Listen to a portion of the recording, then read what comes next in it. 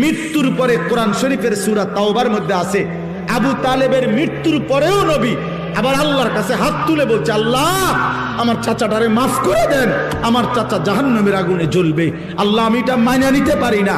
আসমানওয়ালা আল্লাহ কোরআনের আয়াত নাজিল করছে, বন্ধু হাত নামান, আমি মাফ করব না। নামান হাত নামান, খোদার কসম এটা কোরআন শরীফের আয়াত।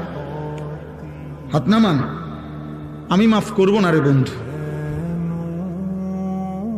কার হাত নামাইছে? কার হাত বুঝছেন? কার হাত? আপনি বুঝছেন উনি কেডা? আপনি বুঝেন উনি কে? আল্লাহর কি হয় জানেন?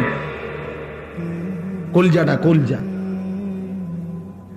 ওই মালিকের কলজার টুকরা এটা। তিনি মাহবুব, তিনি হাবিব, এই কায়নাতে এর চাইতে প্রিয় ওনার কে? তো তার হাত নামাই দিছে বেটা, ওনার হাত নামাই দিছে। নামান, আপনি হাত নামান।